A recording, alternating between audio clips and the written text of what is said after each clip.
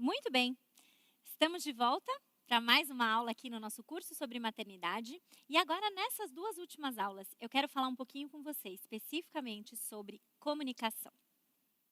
Nossa maternidade, ela é construída, permeada por comunicação. Por meio das palavras e por meio da nossa comunicação que não envolve palavras, nós estamos constantemente transmitindo uma mensagem para os nossos filhos.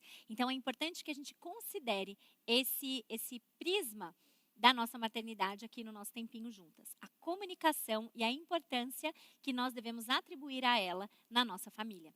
Se você pegar lá o trecho de Deuteronômio 6, que é o nosso trecho assim base clássico da maternidade, você vai ver que a ordem que Deus deu para nós, depois que nós amamos o nosso único Deus de todo o nosso coração, que nós guardamos no nosso coração as suas palavras, nós devemos ensinar com persistência a palavra aos nossos filhos, certo? E isso envolve palavras, isso envolve conversas que nós vamos ter com eles o tempo todo. E é muito interessante pensar que Deus, quando nos coloca nesse mundo, Ele nos coloca dentro de uma comunidade chamada família, que é a primeira comunidade da qual todos nós fazemos parte. E é nessa comunidade que Ele desenhou que as principais orientações para a vida acontecessem. Nós, os pais, temos o dever de sermos os primeiros professores, digamos assim.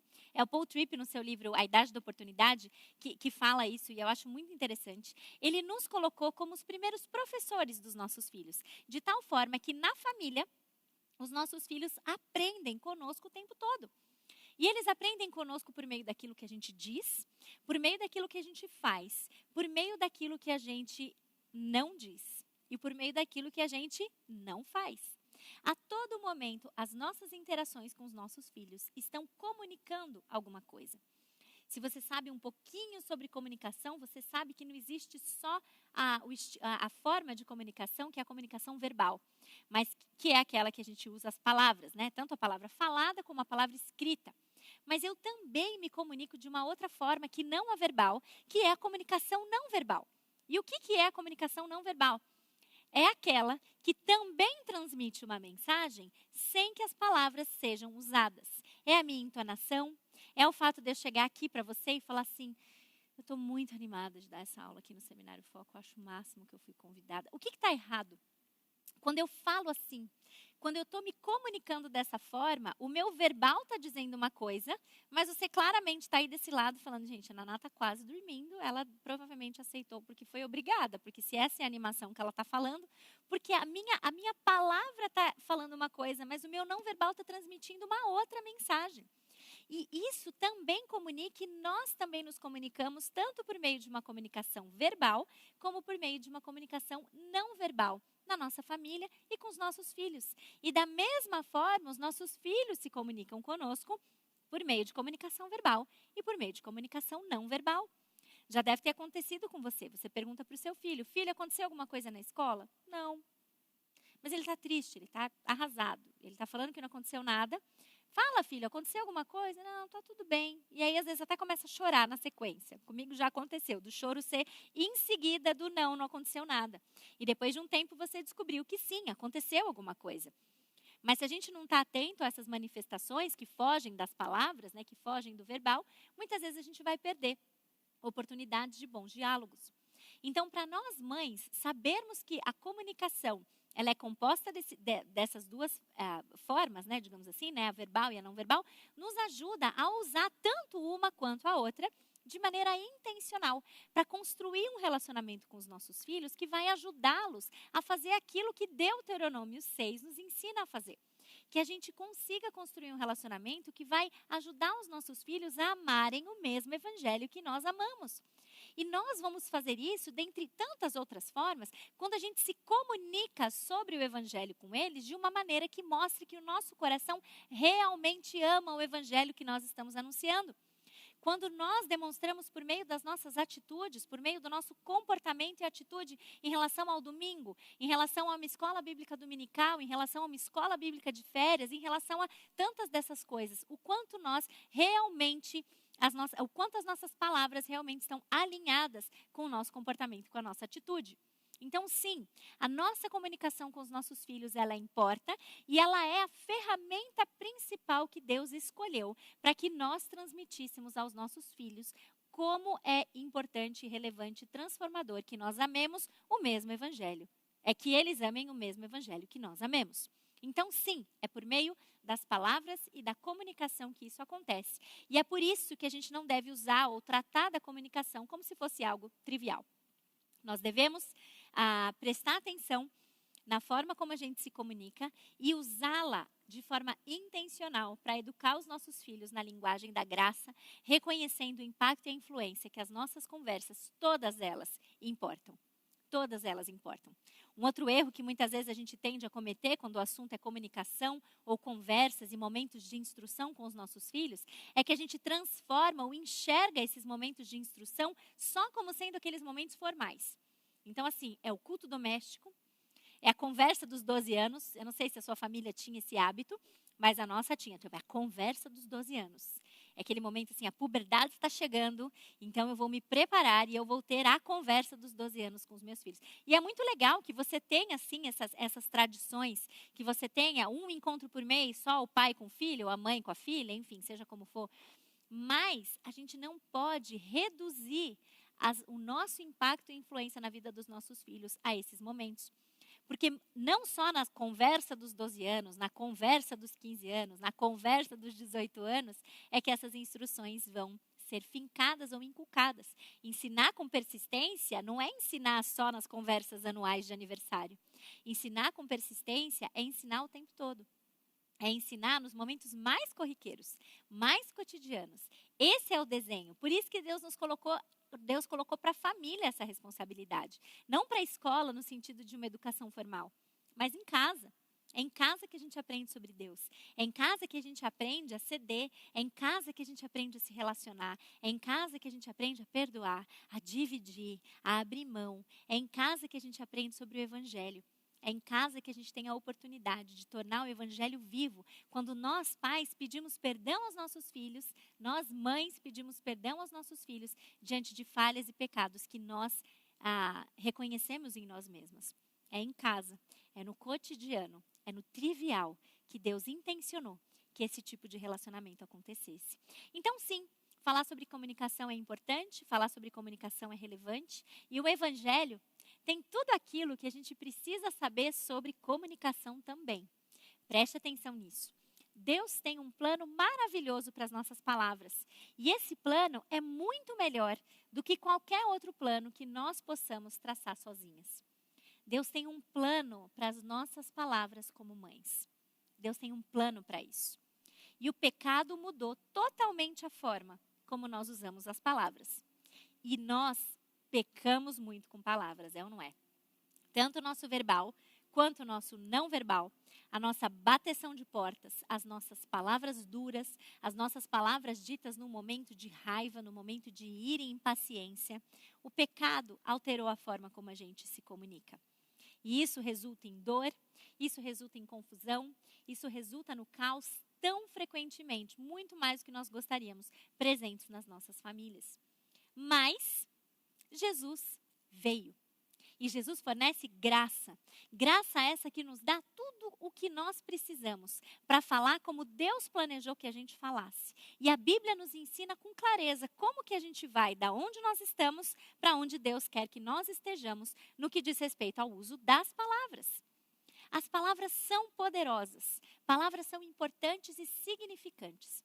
Boa parte das nossas interações acontecem por meio de palavras. E a importância das palavras também vem do fato de que Deus fala. Deus escolheu se revelar por meio da fala. Já pensou nisso?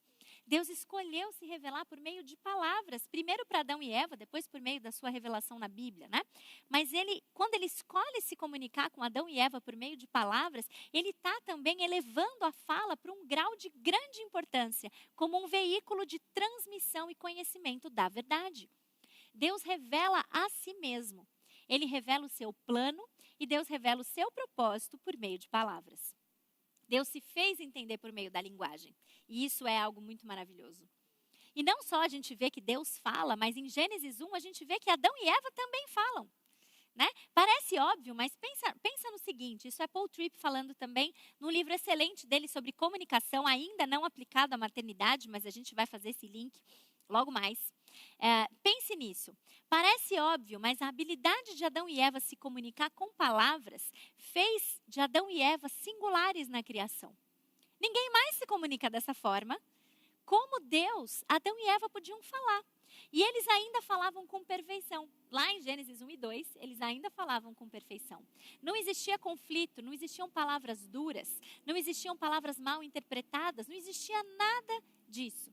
Existia Deus falando e Adão e Eva se comunicando também por meio da linguagem de forma perfeita. As palavras, elas definem, explicam e interpretam. Adão e Eva também precisavam de interpretação do que era dito para conseguir agir da forma como eles deveriam agir. As palavras têm valor, porque a interpretação tem valor. O modo como a gente interpreta a vida determina como a gente vai responder a isso. Então, as palavras por si só, elas exigem uma interpretação. Eu interpreto o que é dito e com base no que é dito, com base na minha interpretação do que foi dito, eu vou reagir. E em Gênesis 1 e 2, a gente vê um mundo em que Deus se comunica por meio de palavras que são interpretadas ainda sem pecado, ainda sem viés, ainda sem mancha, sem corrupção. E essas palavras interpretadas geravam uma atitude, uma resposta, também sem mácula. Entenda uma coisa sobre as nossas palavras. Elas pertencem ao Senhor. Deus é o nosso grande comunicador. Ele é o nosso exemplo maior. Ele, como bem diz o Paul Tripp, são palavras dele aqui, destrancou as portas da verdade para nós, usando as palavras como chave. Ele se revela a nós usando palavras. Nós não podemos tratar a comunicação ou as palavras como algo corriqueiro, como algo que é assim automático. Aprendeu a falar, aprendeu a se comunicar. Não. Porque Deus tem um zelo por isso e nós também devemos zelar. As nossas palavras, elas não nos pertencem em última análise. Toda palavra que nós falamos tem que estar dentro do padrão de Deus e de acordo com o seu projeto. Nós em Cristo não somos mais de nós mesmas. Dessa forma, o nosso discurso também não. O nosso discurso está alinhado a uma missão, a um projeto, que é o projeto de Deus para a nossa vida. Não os nossos projetos e as nossas prioridades. As nossas palavras, então, no nosso relacionamento com os nossos filhos, todas elas devem estar alinhadas com qual objetivo? Com o objetivo de fazer com que os nossos filhos amem o Evangelho da mesma forma que nós amamos. É assim que a gente usa todas as nossas palavras? Ele é o grande comunicador e as nossas palavras devem refletir a sua glória, porque foi para isso que nós somos criadas. A fala foi criada por Deus e para o seu propósito. Qualquer desvio disso no uso das nossas palavras vai nos colocar em enrascada. E a gente vê isso na Bíblia. Porque lá em Gênesis 3, a gente vê que, sim, Deus era o grande comunicador. Adão e Eva se comunicavam, o que os tornava singular em relação a todo o resto da criação. Mas existe um outro comunicador. Existe um outro comunicador em Gênesis.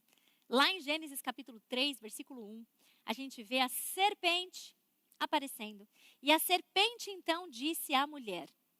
E aí a gente não vive mais no mundo de Gênesis 1. Lá em Gênesis 3, a gente já vê a serpente e um outro comunicador. Satanás entra em cena. E por meio das suas palavras, ele contestou as palavras de Deus. Foi isso mesmo que Deus disse? Foi isso mesmo que ele falou? Ele contesta, pela primeira vez, alguém contesta algo que Deus disse. Além de contestar as palavras de Deus, ele também contesta a autoridade de Deus. Ele falou isso mesmo? Não, isso aí não vai acontecer, não. Não. Deus sabe que quando você comer, isso vai acontecer, etc. Contesta as palavras de Deus, a veracidade das palavras de Deus. E contesta a autoridade de Deus. E a gente faz isso hoje também com as nossas palavras. A gente fala muitas vezes como se nós estivéssemos no comando, não Deus. Como se nós tivéssemos o direito de usar as nossas palavras para os fins que a gente bem entender. De acordo com os propósitos que a gente tem para a nossa felicidade. Nós acabamos usando as palavras para falar como se a gente fosse Deus, não as criaturas. E a gente faz muito isso na maternidade. A gente coloca os nossos propósitos, os nossos ideais e usa as nossas palavras para atingir esse propósito na comunicação com os nossos filhos. Pensa comigo em tudo aquilo que você conversou com seu filho hoje, em todas as palavras que você trocou com ele. Quantas delas estavam alinhadas com o propósito de fazer com que o seu filho amasse o evangelho da mesma forma como você ama? Quantas das suas palavras estavam alinhadas com o propósito de fazer com que os seus filhos se tornassem mais parecidos com Cristo? Quantas das suas palavras não estavam, na verdade, colocando você no reino, você no trono como soberana, e porque o seu filho frustra um propósito do seu reinado, você então vai lá e diz palavras que são coerentes com o fato de que o seu propósito, não o divino, não foi atingido. Além de contestar a autoridade de Deus e a veracidade das palavras de Deus, as falas da serpente também interpretam a vida de uma maneira diferente do que Deus interpretava. Deus sabe que se você comer desse fruto, você vai começar a ver como ele. Interpretou de uma maneira diferente o que Deus tinha falado. Deus tinha falado em morte. A serpente contesta a veracidade, a autoridade e a interpretação. E aí, porque a Eva começa a acreditar nessa interpretação, ela age diferente. Peca, Adão peca, e o resto a gente já sabe. A nossa vida, ela é baseada em interpretação, mais do que em fatos. É a forma como a gente interpreta. Eu interpreto alguma coisa e reajo a isso. E os nossos problemas com palavras, normalmente são problemas de interpretação. Foi o que aconteceu no jardim. Porque eles acreditaram na interpretação errada de um mesmo fato. O fato era, não pode comer. Um disse que ia morrer, o outro disse, não é bem assim, se você comer, você vai ser como Deus. Eles escolheram uma interpretação, a interpretação errada. Agiram de acordo com as palavras da serpente, em desacordo com Deus. E além disso, nesse nesse outro comunicador que a gente vê em Gênesis 3, a serpente conta a primeira mentira. Até então, tudo era confiável, tudo era verdadeiro. Mas a partir desse ponto aqui, em Gênesis 3, as palavras desde então têm sido usadas com o propósito de distorcer. E nós precisamos cuidar para que as nossas palavras não tenham exatamente esse mesmo objetivo. Mentira, falsidade, engano, tudo isso cria um clima de desconfiança nos nossos relacionamentos. E isso está totalmente fora do projeto inicial de Deus para nós. E uma outra consequência da comunicação que a gente vê ali em Gênesis 3 é que as pessoas começaram a falar umas contra as outras. Lembra disso? Quando Deus encontra Adão e Eva lá, que tentaram se esconder de Deus no jardim, como são as conversas? Ah, foi a mulher que o Senhor me deu. Ah, não, foi a serpente. Foi isso que aconteceu, acusando e culpando, jogando a culpa no outro, jogando a culpa no outro. Isso não é coisa nova. Isso não é coisa nova dessa sociedade atual decaída. Isso começou lá no jardim, existe ainda hoje. Quantas vezes a gente já não disse coisa das quais a gente se arrependeu? Quantas coisas a gente já não ouviu que nos machucou profundamente, que nos feriu profundamente? Palavras ditas com esse propósito. Palavras ditas com o propósito de transferir culpa, de ocultar a culpa, de distorcer, de difamar, de ser enganador. Nós somos machucadas por palavras desse tipo. E muitas vezes, no nosso orgulho, a gente a gente dispara palavras desse tipo também. Sim, as nossas palavras, elas têm origem em Deus. Mas hoje, depois de Gênesis 3, as nossas palavras também têm origem nas palavras da serpente. A nossa experiência de fala é uma experiência corrompida. E a gente vive desde então numa guerra de palavras. É exatamente esse o termo que o Paul Tripp usa e que deu inclusive título ao livro dele. Guerra de palavras. Muito parecido com a experiência de Paulo quando ele escreve a carta dele aos Romanos, né, que diz: miserável homem que sou, quando eu quero fazer o bem que eu quero eu não faço, mas o mal que eu não quero, esse eu faço. Quando eu tento fazer o bem, eu encontro essa lei. O mal reside em mim. Essa é a experiência. A gente vive numa guerra de palavras. A gente vive num confronto entre o verdadeiro rei, que é Senhor absoluto e que deveria ser o Senhor absoluto do nosso discurso, das nossas palavras, que nos cria com um propósito bom de usar as nossas palavras para o bem. Mas a gente encontra essa lei de que o inimigo quer usar as nossas palavras para os seus próprios propósitos, que nós queremos usar as palavras para os nossos próprios propósitos. E vivemos então uma guerra. Quem vai controlar o nosso discurso? As nossas palavras serão usadas a serviço de quem? E quando a gente pensa na maternidade, isso é muito verdade. Qual propósito as minhas palavras estão servindo? Para atingir os meus propósitos ou o propósito de Deus para a maternidade? Mas a gente também não é deixado sem esperança. E aqui a gente vê o movimento, de novo, né, de criação, queda e redenção, sendo aplicado também na comunicação. Deus fala, Deus cria o homem falante. A serpente também fala, corrompe o nosso discurso. Mas ali em João, capítulo 1, versículo 14, a gente vê, não sem ser de propósito, que o verbo se fez carne e habitou entre nós. Nós tivemos a palavra encarnada. Deus trata da nossa dificuldade com palavras, sabe como? Fazendo a palavra encarnar. Fazendo Jesus vir até nós. Ele nos envia o seu Filho, a palavra, o verbo, né? Para viver como homem e ser a mensagem mais gloriosa de todas as mensagens de Deus para nós. O verbo se fez carne e habitou entre nós. E ele, no que diz respeito à comunicação, não exige que a gente alcance o seu padrão com as nossas forças. Muito pelo contrário. Ele nos manda o verbo. Ele nos manda a palavra. Essa mensagem é muito rica. Abre a sua Bíblia ali em João, capítulo 1, versículos de 1 a 5. E veja comigo isso dito exatamente com essas palavras. João, capítulo 1, versículos de 1 a 5. No princípio, aquele que é a palavra já existia. A palavra estava com Deus e a palavra era Deus. Ele existia no princípio com Deus. Por meio dele, Deus criou todas as coisas e sem ele nada foi criado. Aquele que é a palavra possuía a vida e sua vida trouxe luz a todos. A luz brilha na escuridão e a escuridão nunca conseguiu apagá-la. Entenda uma coisa. A palavra, aquele que era a palavra desde o princípio, a palavra, o verbo, não teria vindo, não teria encarnado se a nossa luta fosse uma luta de carne e sangue. Se a nossa luta fosse uma luta de falta de método, falta de técnica, a palavra não viria. Jesus não viria, Jesus não encarnaria se o problema fosse que você não tem o curso de comunicação assertiva, não violenta, técnica XYZ para uma comunicação que vai, deixar sua família perfeita. Jesus não viria, ele jogaria um manual de técnicas e fala, leia aí, sucesso. Mas não é isso. O nosso problema é espiritual.